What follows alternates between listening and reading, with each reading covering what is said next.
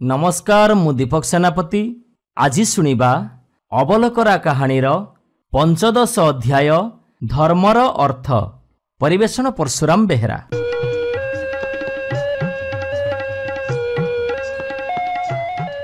गोसेई आउ अवलोकरा से दिन चली चली जाई नुआ गोटे गाँव में पहुंचिले।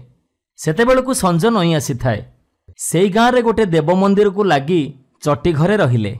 गोसेई कहिले, बुझिलु अवलोकरा, आज तो संज हो गलानी। आज एठी विश्राम करिबा, काली सकाळ को पुणी यात्रा आरंभ करिबा। गोटे काम कर, मो पाखरु किछि पैसा नहीं जा, पाख बजार रु किछि सौदा नहीं आसीबु। एठी आज रोसैबास करिबा, खियापिया करिबा, आउ टिके विश्राम करिबा। अवलोकरा सेया कला। गोसेईଙ୍କ पाखरु पैसा नहीं सौदा आनिबाकू बजार को गला। किछि समय परे अवलोकरा सौदा गंठिली धरी गोसेई पाखरे पहुंचिला। सौदा थलीटाकू गोसेई आगरे थोई देई गुम मारी बसिला। गोसेई पचारिले, किरे अवलोकरा, आज पुणी तोर कौन है? कौन आज भी नुआ कथा कौटी देखिलु ना कौन? अवलोकरा कहिला, हाँ गोसेई, आज भी गोटे नुआ कथा देखिछि। एई गाँव गोटे ब्राह्मण घर गोसेई, बहुत थिला थाइला घर। से घर को लगी गोटे छोटिया मंदिर तैयारी हेछि। हेले गोसेई, से मंदिर रे दियो केही नाहंती। केवल से मंदिर भितर अछि गोटे कौला पिलार मूर्ति। आ सेई मूर्ति को से ब्राह्मण घर लोक पूजा करूचंती। गोसेई, ए कथार रहस्य मु किछि बुझी पारुनी। मते आज ए कथा बुझेई कहिबाको हबो गोसेई। ता नहले काली सकाळ को मु मो बाटरे आ आपण आपणक बाटरे। गोसेई टिके हसी देले आउ कहिले, हौ अवलोकरा, ए कथार रहस्य मु तते निश्चय फिटेई की कहिबी। तू आग जा, सबुदिन जेमती भात पानी जोगाड़ू आज सेमती जोगाड़ करदे। चुली रे भात फुटुथिबो आ तू मो पाखरे बसी कथा शुणुथिबु। अवलोकरा सेया कला। चुली रे भात पानी बसई देई गोसेईଙ୍କ पाखरे आसी बसिला। गोसेई कहिले, पका कमल पुଅ तो छता, अरे शुणु अवलोकरा कहूची कथा। या परे गोसेई कथा आरंभ कले। बुझिलु अवलोकरा, ए गाँव रे गोटे विधवा ब्राह्मणी थिला। तार गोटिए बोली पिला थिला, भंगा ददरा कुड़िया, खाइबाकू किछि नाही। पिलाटी तार नीति नीति भिक मागिबाकू जाए। पुଅ आनिथिबा भिक चाउल को माँ अधे रांधे आउ अधे अन्य को दान करि दिए। ए कथार रहस्य पुଅ किछि बुझी पारेनी। एते दुख कष्ट रे खरा बरसारे भिजी से भिक मागी आणुची। हेले माँ सेथिरु अधे रांधि अधे बांटी दउची काहींकी? दिने पिलाटी ता माँ को यार कारण पचारिला। माँ कहिला, अरे पुଅ, देइथिले सिना पाई, दान कले परा धर्म हबो। पुଅ पचारिला, माँ, धर्मर माने कौन? माँ कहिला, बनरे मुनि ऋषि माने तपस्या करूचंती। जदि तू सेमानंकु पचारि पारिबु, ताहले यार अर्थ से तते ठीक भाबरे बुझेई पारिबे। मु तो मूर्ख लोक, एते कथा कौन मु जानिछि। ता पर दिन पुଅ सकाळ उठी बण भितर को गला। भारी खरा हेलारु गछ तले टिके थका मारिला। ए समय सेई बाट देई जणे राजा जाउथिले। से पचारिले, अरे ए पिला, सेठी काईकी कुटिया बसु? पिलाटी कहिला, महाराज, मु बण को जाउची। मुनि ऋषिंक पाखरु धर्मर अर्थ कौन बुझी आसीबी। राजा कहिले, अच्छा अच्छा, जदि तू जाउचु ताहले मो पाई भी गोटे काम करिके आसीबु। मुनि को पचारिबु, मोर बड़ पोखरीर बंध कहीं बारंबार भांगी जाउची। एथर पिलाटी राजा को हाँ कही आगकू चलिला। किछि बाट जिबा परे से गोटे नागसाप को भेटिला। नाग ताकू कहिला, अरे ए पिला, तू कुआडे जाउचु? पिलाटी उत्तर देला, मु जाउची मुनिंक पाखकू धर्मर अर्थ कौन बुझिबा पई। नाग कहिला, अच्छा, जदि तू जाउचु तेबे मोर गोटे काम करिबु, मो कथा भी टिके मुनि को पचारि आसीबु। पिलाटी कहिला, हाँ, कौन कहूनांती? नाग कहिला, मो बयसर सबु नागतक मरीगलेनी, काईकि मु एजाए मरुनी।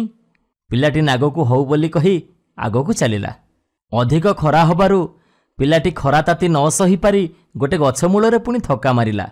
एतिकी बेले जो गछ मूले से बसिथिला से गछ ताकू पचारिला, अरे बाबू, कौठिकी जाउचु? पिलाटी गछ कथार उत्तर देला, मु जाउची मुनिंक पाखकू धर्मर अर्थ कौन बुझिबा पई। गछ कहिला, अच्छा भाई, भल हैला, जदि तू जाउचु ताहले मो कथा टिके पचारि आसीबु तो।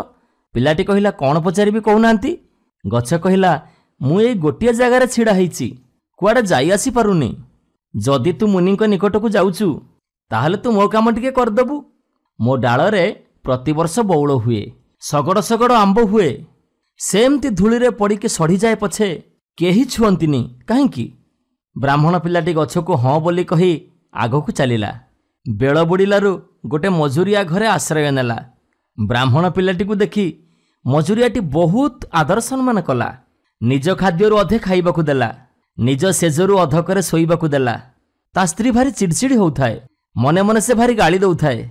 एटा किए केजाणी कोठू आसी मो घरे बखत पकाउची। कौन से मते सेदिन रातिटी कटिला। सकाळू देखिला बेलकू मजुरियाटी आउ सेजरे नाही। ता स्त्री उठी बाहुनेला। ब्राह्मण पिला को कहिला, तोरी पाई मो स्वामी को बाघ नहीं गला। मजुरियार स्त्री पाखरु बहुत गाली शुणी पिलाटी ता घरु बाहरी चली आसिला। आसु आसु बाटरे जने सन्यासी को भेटिला। पचारिला, प्रभु मु आपण को खोजी खोजी बहुत दूररू आसीची, आपण को मोर किछि कहिबार अछि। सन्यासी कहिले, निर्द्वंदरे कुह बाबा, कौन कहिबा पई आसछ? पिलाटी कहिला, मो माँ मते पठेइछि धर्मर अर्थ कौन बुझिबा पई। एबे आपण कहंतु धर्मर अर्थ कौन? सन्यासी कहिले, ठीक अछि बाबा, तमे जाओ। आउ किछि दूर गला परे गोटे राजउवास पड़िबो। तांकर आज गोटे पुओ हेइछि। सेई छुआ को जाई पचार, से तमको धर्मर अर्थ कौन बुझेई दबो। ब्राह्मण पिलाटी जाई राजनगर रे पहुंचिला। राजा को ता मनर कथा कहिला। राजा शुणिकी ताजुब हो गले। आज जन्म होइथिबा छुआ केमिति कथा कहिबो, ये तो बड़ आश्चर्य कथा। तथापि राजा से ब्राह्मण पिलाटी को नहीं तांका नवजात पुओटी पाखरे पहुंचिले।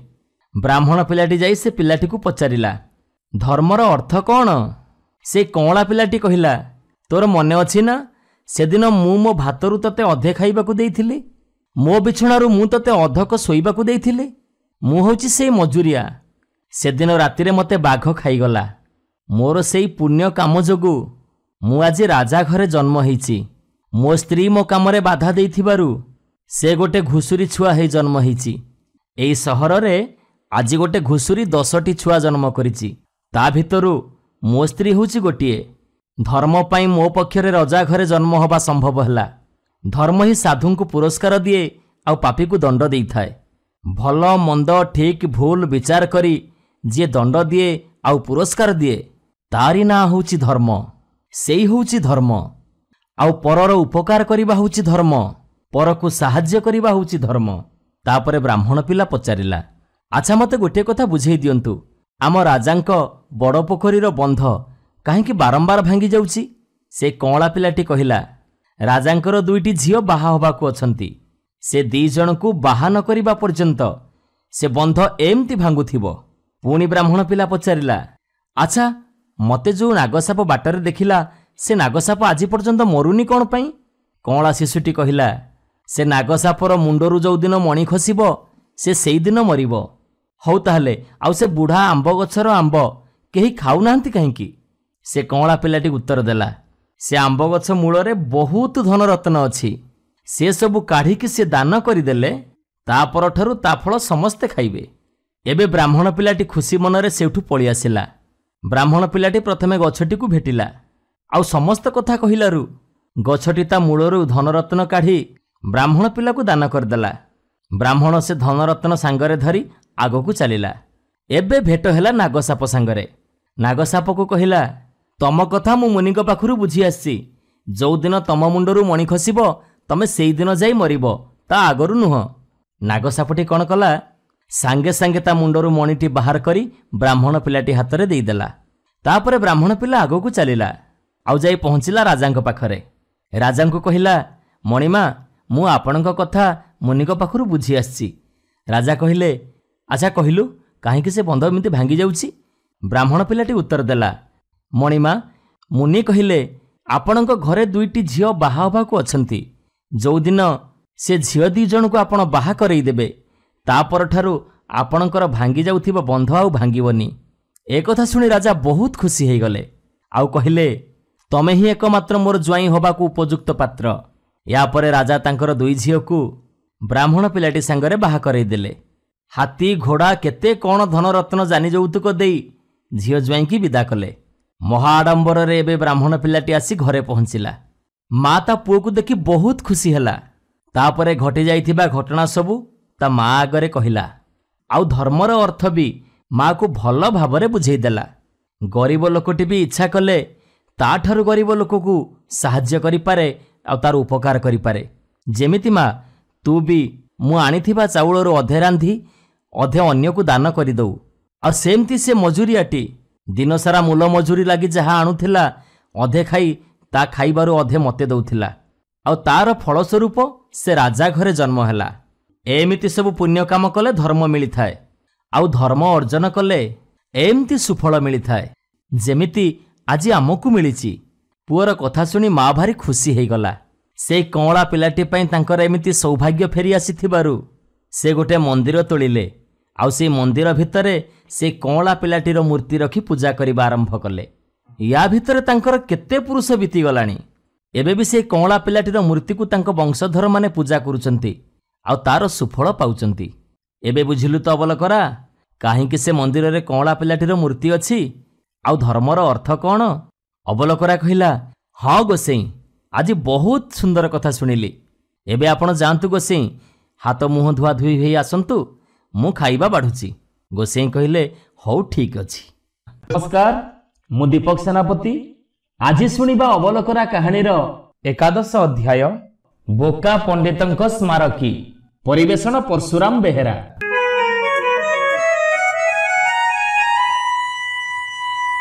ଗୋସେଇଁ ଆଗେ ଆଗେ ଚାଲିଥାନ୍ତି, ଆଉ ତାଙ୍କ ପଛେ ପଛେ ଚାଲିଥାଏ ଅବଲକରା। ଦୁହେଁ ଯାଇ ଗୋଟିଏ ଗାଁରେ ପହଞ୍ଚିଲେ। ସେଠାରେ ଗୋଟିଏ ମନୋରମ ପୋଖରୀ ଆଉ ତା ପାଖରେ ଧର୍ମଶାଳା।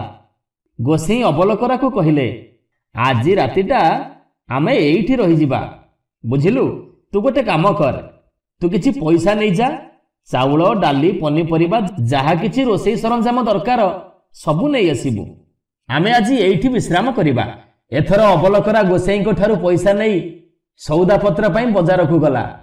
ଅବଲକରା ବଜାରରୁ ସଉଦାପତ୍ର ଆଣି ମୁହଁ ଗେରା ଗେରା କରି ଗୋସେଇଁଙ୍କ ଆଗରେ ଥୋଇଦେଇ କହିଲା, ଗୋସେଇଁ, ମୁଁ ବାଟରେ ଆସିଲା ବେଳେ ଦେଖିଲି ଗୋଟିଏ ଚଉରା ଚାନ୍ଦିନୀରେ ଲେଖା ଅଛି ବୋକା ପଣ୍ଡିତଙ୍କ ସ୍ମାରକୀ।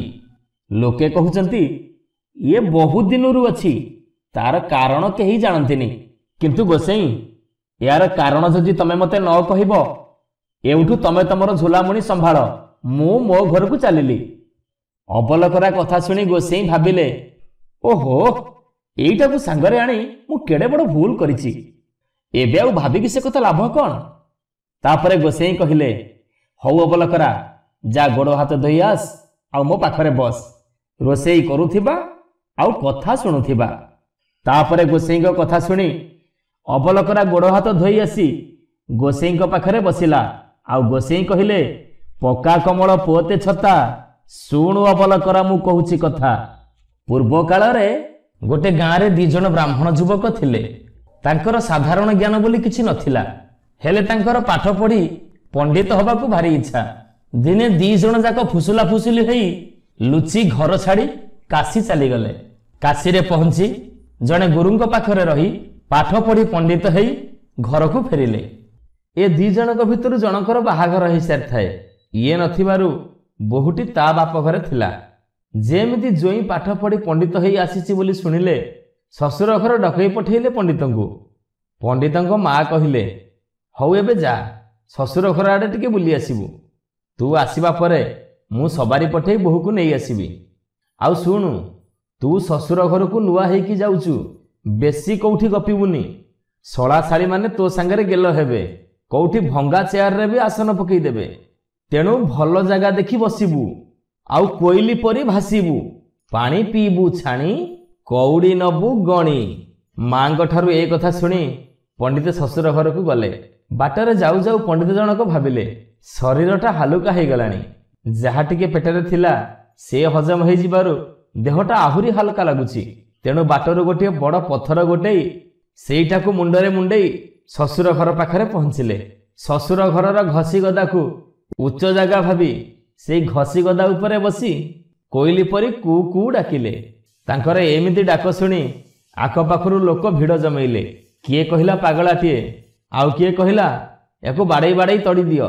ଏମିତି କଥା ଶୁଣି ଶଳାଶାଳୀ ମାନେ ଆସି ପହଞ୍ଚିଲେ। ଭେଣେଇ ବୋଲି ଚିହ୍ନିଲେ, ମୁଣ୍ଡରୁ ପଥର ଉତାରିକି ଘରକୁ ନେଇଗଲେ। 2 ପହର ଖିଆପିଆ ସାରି ଜୋଇଁ ଶୋଇବାକୁ ଗଲେ। ଉଠିଲା ବେଳକୁ ନୋଟାରେ ନୋଟାଏ ଛେନାପଣା ପିଇବାକୁ ଦିଆଯାଇଥାଏ। ମାଙ୍କ କଥା ଅନୁସାରେ ପାଣି ପିଇବ ଛାଣି। ସେଥିପାଇଁ ପଣ୍ଡିତେ ନୋଟାରେ ଥିବା ପଣାକୁ ଛାଣିବା ନିମନ୍ତେ ନୋଟା ଭିତରେ ହାତ ପୂରେଇ ଛେନାକୁ ମୁଠାରେ ଧରି ହାତ ବାହାର କଲା ବେଳକୁ ହାତ ଆଉ ବାହାରିଲାନି। ଛେନାକୁ ସେମିତି ମୁଠେଇକି ପଣ୍ଡିତେ ବସିଥାନ୍ତି। ଏମିତି ସଞ୍ଜ ହବାରୁ ଜଳଖିଆ ଖାଇବାକୁ ଡାକରା ଆସିଲା। ହେଲେ ଆଉ ପଣ୍ଡିତ ଯାଆନ୍ତି କୁଆଡେ? ନୋଟା ଛାଡ଼ିଲେ ତ ଜଇଁ ଯିବେ। ଏହାପରେ ପଣ୍ଡିତଙ୍କ ସ୍ତ୍ରୀ ଆସି ଦେଖିଲା ବେଳକୁ ଏମିତି କଥା। ସେ କାରଣ ପଚାରି ବୁଝି କହିଲା, ଛେନା ଗୁଡାକ ଛାଡ଼ିଦିଅ। ଏ କଥା ଶୁଣି ପଣ୍ଡିତେ ମୁଠା ଖୋଲି ଦେବାରୁ ନୋଟା ମୁହଁରୁ ହାତଟା ଛାଁ ବାହାରି ଆସିଲା।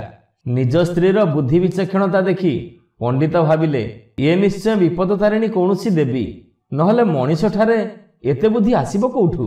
ଏ କଥା ଭାବି ସେ ତାଙ୍କ ସ୍ତ୍ରୀର ଗୋଡ଼ ତଳେ ଲମ୍ବ ହେଇକି ଦଣ୍ଡବତ ପକେଇଲେ। ଶଳାଶାଳୀ ମାନେ ହେଁ ହେଁ ହେଇ ହସି ଘର ଦ୍ୱାର କମ୍ପେଇ ଦେଲେ। ସ୍ତ୍ରୀ ଲଜ୍ଜାରେ ମୁହଁ ଢାଙ୍କି ଘରକୁ ପଳେଇଲା। ତହିଁଆର ଦିନ ଜ୍ୱଇଁଙ୍କୁ ବିଦାୟ ଦେଲା ବେଳେ ଶ୍ୱଶୁର ଟଙ୍କାଟିଏ ଦେଇ କହିଲେ, ଯଦି ବାଟରେ ଭୋକ ଶୋଷ କରେ କିଛି ମିଛି କିଣି ଖାଇଦବ। ହଉ କହି ପଣ୍ଡିତ ସେଠାରୁ ବିଦାୟ ନେଇ ଆସିଲେ। ଏମିତି କିଛି ବାଟ ଯିବା ପରେ ପଣ୍ଡିତଙ୍କୁ ଭାରି ଭୋକ ହେଲା। ସେ ବାଟଘାଟରେ କୋଉଠି କିଛି ମିଛି ମିଳିବ ବୋଲି ପଚାରି ବୁଝିଲେ। ସମସ୍ତେ ମନା କଲେ, ଆମ ପାଖରେ କିଛି ମିଛି ନାହିଁ। ପଣ୍ଡିତଙ୍କର ଏ କଥା ଜଣେ ବାରିକ ମନ ଦେଇ ଶୁଣୁଥିଲା। ସିଏ ଧାଇଁ ଆସି କହିଲା, ମୋ ପାଖରେ କିଛି ମିଛି ଅଛି, ଆଉ ଟଙ୍କାଟିଏ ଦିଅ, ମୁଁ ଆଣିକି ଦଉଛି। ବାରିକ କ'ଣ କଲା ନା, ଗୋଟିଏ ବଣ ଓଲୁଅ ଖୋଳି ତାକୁ ଭଲ ଭାବରେ ଧୋଇ ଧାଇ ଆଣି ଗୋଟିଏ କଦଳୀ ପତ୍ରରେ ରଖି ପଣ୍ଡିତଙ୍କୁ ଧରେଇ ଦେଲା। ପଣ୍ଡିତ ସେଇତକ ନେଇ ଆସି ଗୋଟିଏ ପୋଖରୀ ପାଖରେ ସେଇ କିଛି ମିଛି ଖାଇବାକୁ ବସିଗଲେ। ଏବେ ପଣ୍ଡିତ ସେଇ ବଣ ଓଲୁଅକୁ 2-3 ଖଣ୍ଡ ଖାଇଛନ୍ତି। ତାହାପରେ ତ ନିଅ ମଜା। ତୁଣ୍ଡରୁ ଅନ୍ତ ନଳି ଯାଏ ଗଲୁ କଲା। ଗଳା ମୁହଁ ଫୁଲି ହେଲା 3 ଗୁଣ। ବାଇ ବିଛୁ ହେଇ କୌଣସି ପ୍ରକାରେ ପଣ୍ଡିତ ଆସି ଘରେ ପହଞ୍ଚିଲେ। ଏ କଥା ଶୁଣି ମା ବୁଝିଲେ, ପୁଅ ଓଲୁଅ ଖାଇ ଗଲୁ ରୋଗରେ ପଡ଼ିଛି। ସେଉଠୁ ତେନ୍ତୁଳି ଆମ୍ବୁଲ ଖୁଆଇ ବୈଦ ଲଗେଇ ପୁଅକୁ ଭଲ କଲେ। ଗାଁ ଲୋକେ ପଣ୍ଡିତଙ୍କର ଏମିତି ମୂର୍ଖାମି କାମ ଦେଖି ସେ ଗାଁ ମୁଣ୍ଡରେ ଗୋଟେ ଚଉରା ବନେଇ ସେଥିରେ ଲେଖିଦେଲେ, ଏହା ମୂର୍ଖ ପଣ୍ଡିତଙ୍କ ସ୍ମାରକୀ। ଉଦ୍ଦେଶ୍ୟ ହେଲା, ଖାଲି ପାଠ ଘୋଷି ପଣ୍ଡିତ ହେଲେ ଚଳେନି, ସାଧାରଣ ଆଉ ସାମାଜିକ ଜ୍ଞାନ ନଥିଲେ କିଛି କାମ ହୁଏନି। ବୁଝିଲୁ ଅବଲକରା? ଅର୍ଥ ନ ବୁଝା ପାଠ, ଛତୁ ଫୁଟିଲେ କାଠ, ଚୌରି ଯୋଡ଼ା ଖୋସା, ଛାଇ ତଳିଆ ବେଉସା, ଏଗୁଡ଼ାକର କିଛି ମୂଲ୍ୟ ନାହିଁ।